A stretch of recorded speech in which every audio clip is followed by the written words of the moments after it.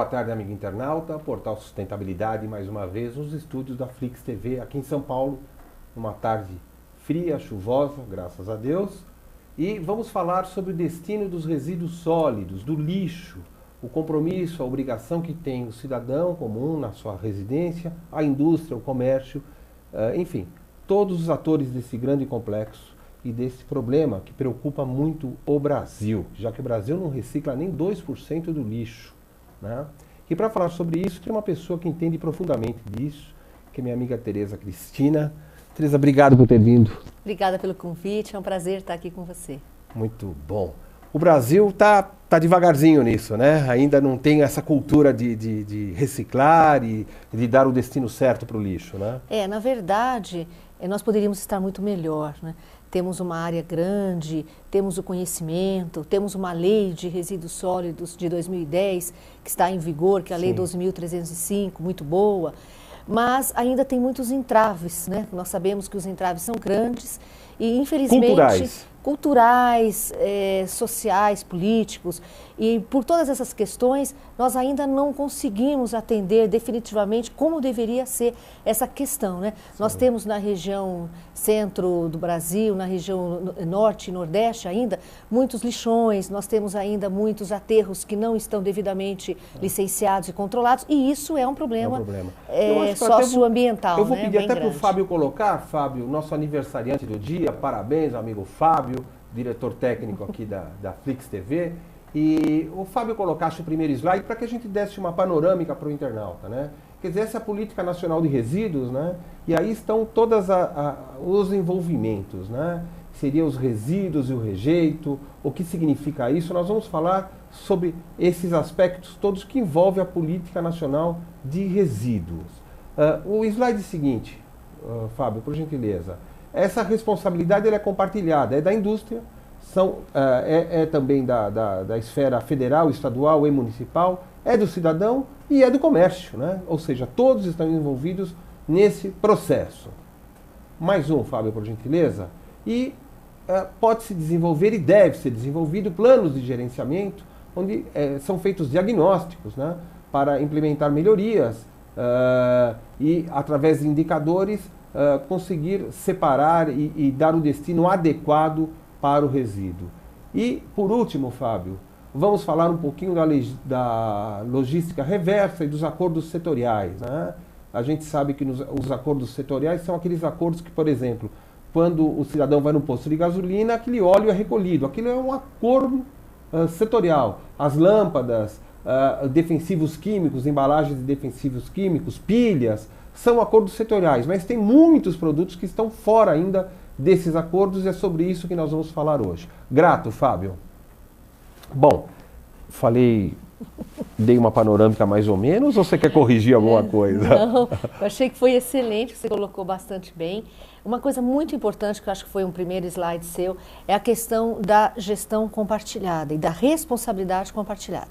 A lei ela é bastante clara e que já vinha desde 98 para a Lei dos Crimes Ambientais, mas a lei, essa da Política Nacional de Resíduos Sólidos, ela é muito clara quanto à corresponsabilidade. Então, por exemplo, num shopping center, o responsável não é só o administrador do shopping, os lojistas também são, ou seja, o gerador. Sim. Temos que olhar sempre a questão do gerador. Você está falando, legalmente, o lojista de um shopping ele é responsável por isso? Conjunto com a administração. Qualquer comerciante em qualquer ponto de São Paulo, é importante ele saber isso. Sim. Por quê? Porque ele é o gerador. Sim. Então, o que a lei é muito clara? O gerador é responsável pelo seu resíduo até o fim dele. Sim. Não é uma questão, eu contrato uma empresa, mando meu resíduo por essa empresa e me sinto que eu estou protegida. Você não está protegido, porque se essa empresa não colocar no local adequado, dentro das normas e das leis, não só federais como estaduais e muitas vezes municipais, você vai ser responsabilizado em algum momento. Sim. É como um síndico de um prédio.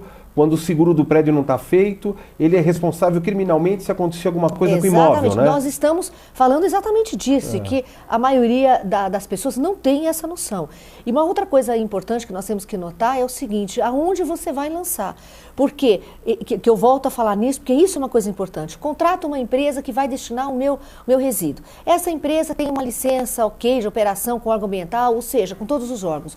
Porém, lá em algum momento, eles falham, sofrem às vezes até um processo e eu não estou sabendo. Sim. E eu continuo mandando meu resíduo para lá. Você não está acompanhando? De repente eu vejo na televisão, na mídia, que fecharam, encontraram uma situação. Eu falo, mas esse é o meu, eu sou cliente, né? Esse é o meu fornecedor, vamos dizer assim. Então é muito importante, no nosso trabalho, muitas vezes nós fazemos isso, a questão de você acompanhar, homologar esse dispositor.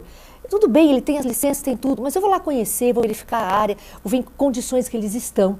Então, tem que tomar atenção, porque a lei, eu acho que a nossa lei nacional aí de política de resíduos sólidos, a 12.305, ela é uma das melhores leis que existem hoje no mundo, né? Para definir o que é um plano de gestão de resíduos, o que é logística reversa. Eles definem muito bem o que é rejeito, o que é resíduo, porque existe uma diferença entre o rejeito e o resíduo. Explica, né? Isso daí que estava no primeiro slide, na verdade, a diferença do rejeito e do resíduo. O resíduo, ele pode de alguma forma voltar para a cadeia produtiva. Ou ele é reciclável, ou ele participa de um programa de logística reversa. Então, esse é um resíduo. Sim. Então, um papelão, um plástico, um isopor, um vidro, eles são resíduos. O que é rejeito? O rejeito é aquele material que vem de origem de um processo produtivo, seja ele caseiro, industrial, comercial, e que ele de maneira nenhuma tem mais condições de ser reutilizado, reciclado, tornado dentro de um programa de logística reversa. Por exemplo, de hospital, quando ele é contaminado. Por exemplo, papel higiênico, hospital, papel higiênico sujo. Vamos falar uma coisa simples, né? Que as pessoas todas entendem. Papel higiênico sujo, até hoje não tem uma técnica ainda. Eu acabo lançando isso como rejeito. Sim. Então, a lei, ela define muito bem para que na hora que for feito o plano de gestão de resíduos, isso venha definido. O que é resíduo, o que é rejeito, para que você possa saber como você vai tratar. E o que é orgânico. As pessoas confundem um pouco orgânico com rejeito. O orgânico está sendo destinado para um aterro. Não, o rejeito é uma coisa, o orgânico é outra. Hoje em dia, composto orgânico, por exemplo, restos de comida em praça de alimentação em shoppings, pode ser utilizado como para compostagem. Ele pode ser reutilizado, ser retrabalhado, reciclado, feito um programa muito extenso. E gerar energia, inclusive, né? Exatamente. Pode entrar no sistema de biodigestão, pode entrar em compostagem, uma série de pontos. Mas, Tereza, você acha que talvez a lentidão com que isso seja absorvido no Brasil, porque nós sabemos que, por exemplo, na Alemanha tem 40% do lixo reaproveitado e na França, se não me engano, 17% da energia é produzida por lixo. Aí nos países nórdicos, mais de 80%, nos países nórdicos. A Suécia é um exemplo, né? No Brasil, eu acho, é uma opinião pessoal e não tem uma visão muito clara no campo técnico, mas eu acho que a cultura aqui não colou, não pegou, porque existe uma impressão que isso vai custar caro para quem está se respeitando a lei. Ou seja, como o brasileiro tem a tendência de desrespeitar a lei, até porque às vezes fica muito bravo com o governo e não sem motivos, e fala, não vou atender mais esta necessidade, eles começam a pensar que, se eu for atender essa legislação, eu vou tirar dinheiro do bolso. E isso não é verdade, né? Não é verdade. Nós temos exemplos de programas que nós, inclusive, temos implantado e que hoje representam uma receita bastante significativa. É o contrário. Em vez de tirar dinheiro no bolso, ele põe dinheiro no bolso. Exatamente. O que você tem que fazer é conhecer. Então, cada caso é um caso. Então, nós temos vários segmentos. Temos restaurantes, temos shopping centers, temos vários, né? Vamos falar aí de hotéis. Enfim, se você pegar os segmentos, você estudar os segmentos, aplicar a lei, criar um plano de gestão de resíduos que seja realmente factível, né? Que não seja ilusório, você vai conseguir certamente ter essa receita. Existe este retorno. Porque hoje já existe uma indústria. Ou seja, o lixo tem valor. Tem valor. Embora não tão incentivada como deveria ser, mas existe muitas empresas aí na área de reciclagem. Cada mês, cada ano, você vê novos produtos tendo soluções, né? Recebendo soluções muito inteligentes, programas, muitas vezes parcerias com universidades, que acabam gerando soluções muito interessantes. Então, tudo isso faz com que nos anime. E eu posso te dizer, dizer com certeza que existe realmente um comércio, existe uma realidade e existe uma renda disso, né, que pode ser revertida sim para quem está criando esse plano. Para que a gente não cite, para que você não fique desconfortável, mas você tem clientes em shopping centers e áreas comerciais onde essas edificações possuem 300 lojas, 350, 400 lojas. Né? Nessa situação, o que está acontecendo? Não está custando nada para o lojista, não está custando nada para a administração do shopping, quer dizer, quando você consegue organizar a separação do lixo, você está gerando renda para o shopping, é isso que você está querendo dizer? No fim da história, digamos que é isso. É lógico que você tem todo um planejamento e que, logicamente, que os administradores, eles têm inicialmente todo um aporte que tem que ser feito. Um processo de mensuração do status que lógico, se encontra. Mas isso é uma realidade, sim. E o que nós fazemos é o seguinte, hoje o lojista, ele participa do programa. Ele, na verdade, como eu falei no começo, em relação à Lei 2.305, ele é o gerador. Ele sendo um dos geradores, porque o próprio shopping, na sua administração, também é um gerador. Gera. Mas ele é um dos geradores. Então, nós trabalhamos esse lojista. Qual é o diferencial que a gente tem apresentado aí para atender a lei? É fazer um treinamento, trabalhar com educação ambiental e trazer todo o lojista, a própria administração, todos os players envolvidos, trazê-los, todos esses atores, para a consciência da lei, do programa e para mostrar realmente que a gente tem que deixar para as futuras gerações um planeta melhor. É a nossa parte. É uma gotinha no oceano, Roberto, mas é. E eu me sinto muito feliz porque eu trabalho com alguma coisa que eu amo muito e que eu sei que eu estou fazendo, não só eu, como todos aqueles que trabalham nessa área, fazendo alguma coisa para trazer uma solução. Então, a lei, ela diz o seguinte, você tem que fazer. Como você vai fazer, fica a critério de quem vai ter que aplicar essa lei. Então, nós criamos uma forma, uma gestão, uma forma de fazer para atender essa lei. Hoje nós trabalhamos não só em shopping centers, mas em outros segmentos, com logística reversa. Um exemplo, o isopor. Nós temos hoje empresas no Brasil, inclusive a maior da América Latina é brasileira, né, na área de... Você pode citar os nomes? Todo mundo deve, a empresa que a maioria deve conhecer é a Termotécnica, cuja sede é em Joinville, e eles são os maiores da América Latina na área de fabricação de isopor e fazem um programa interessantíssimo de logística reversa. Então, em muitos locais onde nós fazemos o programa... Você devolve para eles, eles produzem o isopor. O isopor e você devolve? Devolvo o isopor como ele é.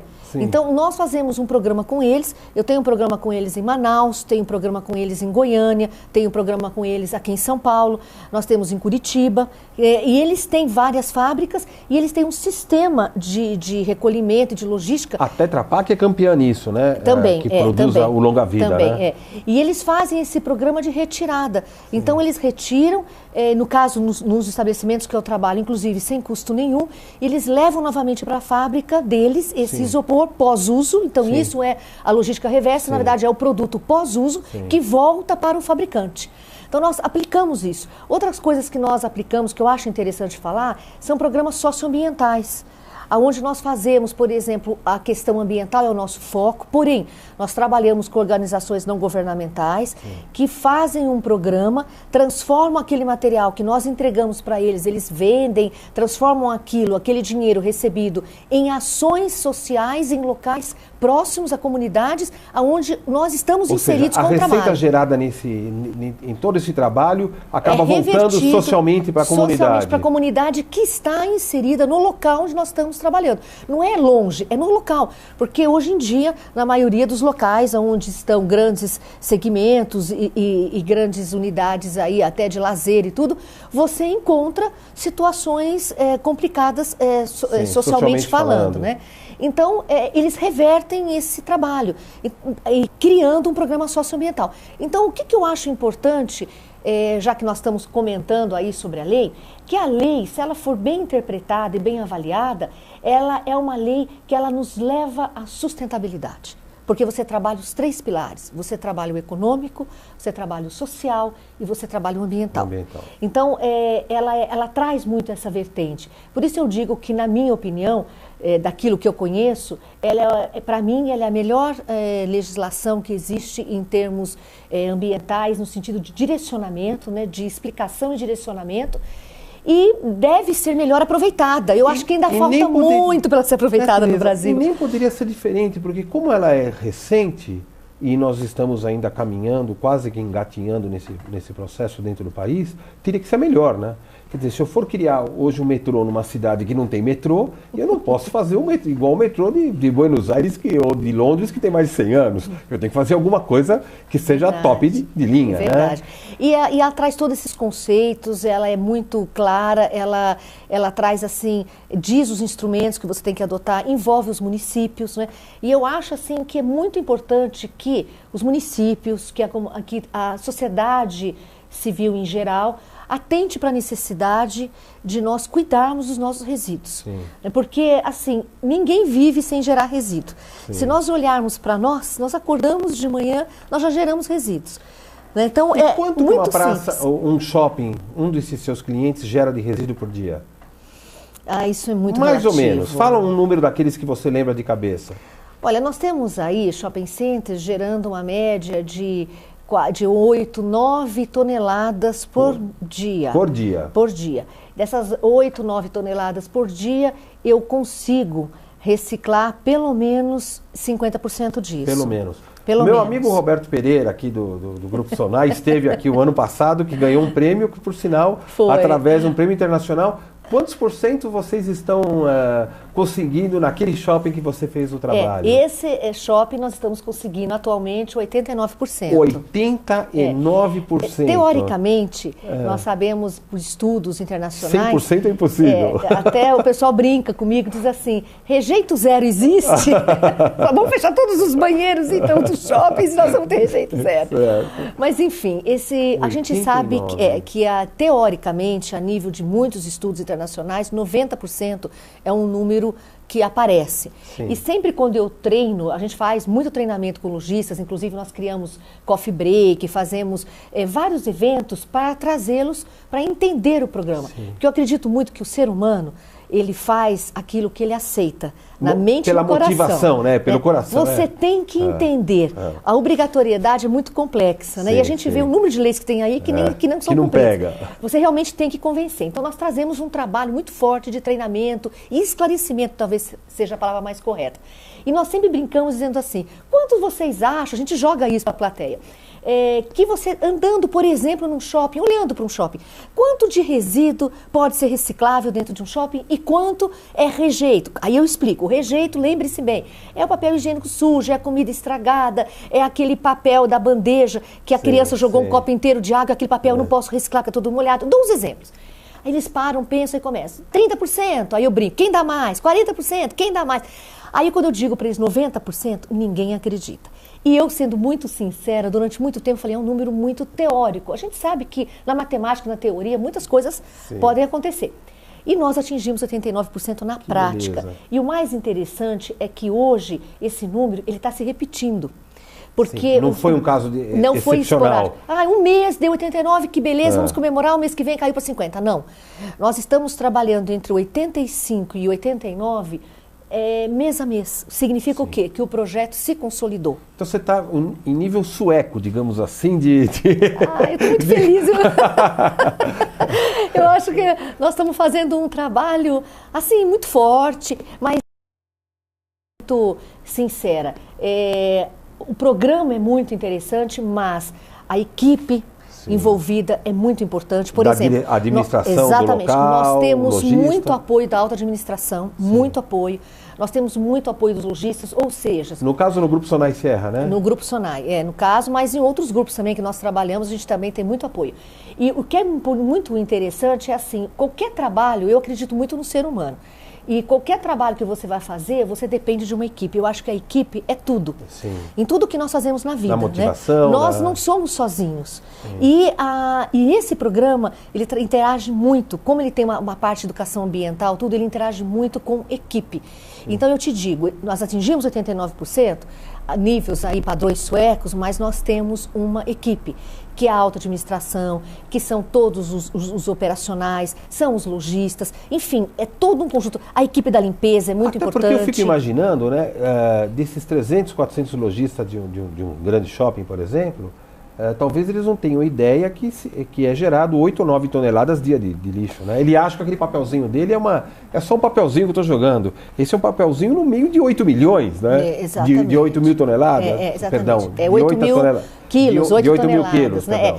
Então, na verdade, assim, é todo um trabalho que você vem fazendo, e é que você falou. Por isso que eu digo que eu posso ser uma gota no oceano, mas eu sou feliz por ser uma gota no oceano, porque se cada um pegar o seu papelzinho, ele vai ser uma gota nas 8 toneladas, mas aí não vai ser mais 8, vão ser 7, vão ser 6, vão ser 5. A gente trabalha para isso, né? Não, eu acho que esse é o objetivo do nosso programa, inclusive, o motivo de você estar aqui justamente é a gente divulgar que isso é possível, né? E que não custa para aquele que pretende contratar e também para conscientizar as pessoas dentro de casa, porque me parece que aí tem um outro problema, né? Como a parte do governo, que seria a seleta coletiva, isso não está... eu falei seleta coletiva. Falou. Eu quero dizer a retirada seletiva, né? Como isso não está muito claro, as pessoas falam, puxa, de que adianta eu separar a caixa de papelão e não sei o que, se no final junta tudo no caminhão? Então, eu volto àquele assunto, você está colocando muito bem, eu volto àquele assunto que todo o trabalho, principalmente na área de resíduos e principalmente na área ambiental, é um trabalho de equipe, de conjunto. Então, eu vou te dar um exemplo. Eu morei muitos anos em Curitiba. Sim. E Curitiba, na década de 90, tinha um programa fantástico, que ainda continua, mas na época era muito forte, da coleta seletiva. Sim. Eu morava num condomínio residencial e nos finais de semana passava no sábado esse caminhão que era o lixo que não é lixo. Todo diferenciado, verde, ele passava e nós fazíamos a separação. Então, nós, digo assim, a dona de casa, nós em casa, tínhamos a motivação, porque Curitiba fazia esse programa. Eu cheguei a visitar o local onde recebia todo o material, eles tinham programas socioambientais, todos esses programas que eu falei para você que hoje a gente já trabalha com shoppings, com supermercados, enfim, com vários segmentos. Curitiba tinha a nível municipal. Naquela época nós tínhamos um programa muito forte na cidade. E era uma coisa interessante de ver, porque as pessoas se sentiam motivadas. Sim. E dava uma vergonha enorme você não fazer a separação fora, da sua casa. E mesmo que você estivesse sozinha na cozinha, trancada, e ninguém estivesse te vendo, você se sentia, eu não posso fazer isso. Porque eu sei que lá fora vai passar um caminhão e vai levar, e vai dar uma destinação correta. Eles levavam para a central, havia separações, havia os órgãos com que eles trabalhavam conjuntamente. Então, assim, tudo na vida, e eu acho que nessa área de resíduos, nessa área tão importante, né, é uma questão de equipe e motivação e você se sentir engajado. Sim. Porque quando eu sentia que eu era uma peça do todo, mas que lá na frente aquilo ia acontecer, eu me sentia envergonhada se eu não fizesse. E que conselho você daria para um edifício em qualquer parte do Brasil, especialmente aqui em São Paulo, que é onde o nosso programa é produzido, que naquele bairro a prefeitura não se organizou ainda a ponto de retirar de forma seletiva o resíduo. O que você que sugestão você daria para o síndico? Olha, começa a fazer isso, começa a fazer aquilo, entre em contato com uma empresa, o que você diria? O que você está falando é exatamente o que eu ia te falar. Eu acho que tudo é uma questão de você querer. Você pode realmente fazer esse trabalho, independente de você ter um apoio, digamos assim, governamental, oficial ou não. Existem muitas empresas hoje que recolhem. Os custos são extremamente acessíveis. Se você fizer a nível de um condomínio e todos realmente quiserem participar e houver um consenso a nível até de convenção, isso pode ser rateado. Dá para você trazer as empresas. Você não depende necessariamente do governo para fazer esse trabalho. Sim, sim. Né? E eu diria, façam. Nós fazemos lá no nosso condomínio. Eu acho que vamos fazer porque nós estamos engajados assim, somos tão bons em tantas coisas. Sim. Por exemplo, você sabia que nós passamos o Japão no recolhimento e reciclagem de latinhas de alumínio? Né? Hoje nós estamos, há uns anos atrás, o Japão estava em primeiro lugar. Hoje é o Brasil, com 98% de recolhimento e reciclagem das latinhas de alumínio. E, se não então, me engano, nós temos força. Embalagens de agrotóxico de produtos também temos um programa excelente, temos um programa excelente. De primeiro mundo. Então, né? eu acho que nós temos tantas potencialidades, nós somos um povo culturalmente rico e capaz, né, e somos inteligentes e temos facilidade para trazer ideias. Nós temos essa flexibilidade. E temos a diversidade no DNA, né, que é entender essa então, dinâmica. É querer fazer, Roberto. Sim. Eu acho que tudo passa por querer. Quando você quer, e passa por sonhar, né? Eu acho que com tantos problemas que o brasileiro está vivendo, nós estamos começando a esquecer que nós temos no nosso DNA uma coisa que é o sonho. O brasileiro, ele é um povo sonhador. E o sonho se torna realidade. Então, eu diria assim, vamos sonhar como a Suécia, como a Dinamarca, como a Noruega, porque nós podemos chegar lá em resíduos. Até porque um dia eles sonharam um dia lá atrás. Eles foram, eles fizeram. Chegaram, né? Então vamos sonhar, vamos fazer, nós temos condição. Hoje a nossa realidade, infelizmente, a nível, por exemplo, de lixões pelo Brasil afora, é uma realidade muito complicada, é um pouco triste. Um dado só que eu queria te falar, de tudo que nós recolhemos de reciclado hoje no Brasil, apenas 32% nós realmente conseguimos reciclar, enquanto a Alemanha, hoje, de tudo que ela consegue reciclar, 48% a quase 50% do que ela consegue, ela realmente recicla, daquele material que ela separa. Então nós temos um campo enorme para crescer. Aquele que foi separado, mas no total do lixo do Brasil... Não, nós conseguimos separar, e dentro daquilo que nós separamos, somente 32% eu ainda aproveito, porque muito vem contaminado. A Alemanha já consegue... Mas nós não separamos nem 2%. Nem 2%, mas dentro disso só 32%. A Alemanha já está com 48%, 50%, indo para daqui a pouco mais que isso. Então, assim, eu estou só dizendo isso porque nós temos muito a caminhar. Mas eu acredito muito que nós temos potencial. A prova é que nós estamos com 89%. Se nós não tivéssemos potencial, se nós não tivéssemos o caminho certo, se nós não tivéssemos condições, nós não teríamos 89%. Sim. Porque o 89% não é só da reciclagem. Eu tenho que reciclar e ter para quem destinar. Então, hoje, eu tenho um amparo de empresas e de cooperativas e de, enfim, do segmento que recebe o material. Eu tenho condições de fazer esse trabalho. Então, vamos fazer. Tá. Eu queria deixar aqui uma mensagem para o amigo internauta, para quem... um síndico de um prédio, para um dono ou uma dona de casa, né, que a legislação sueca tem mais de 500 anos nesta área. 500 anos. Eu entrevistei aqui o diretor da Tetra Pak, o Fernando von Zuben, e a Tetra Pak contou que eles importaram isso porque a legislação tem mais de 500 anos. Então, assim, nós somos... 500 anos é a idade do Brasil, né? Então, assim, vamos fazer a nossa parte e vamos esquecer um pouquinho do governo, né? Você é dona de casa, a criança, eu sei que nas escolas esse trabalho está bem adiantado, bem desenvolvido, mas vamos fazer a nossa parte para construirmos um Brasil melhor. E que se tiver alguma dúvida, escreva aqui para a Flix TV, escreva para o Portal Sustentabilidade, a gente encaminhará para a Tereza Cristina as perguntas e certamente traremos a solução. Vamos parar de sonhar e vamos trabalhar a realidade. Tereza, muito grato por você ter vindo até aqui. Imagina, para mim é um prazer. Foi muito esclarecedor para o público. Obrigada. E eu conto com você outras vezes aqui para a gente tirar dúvidas.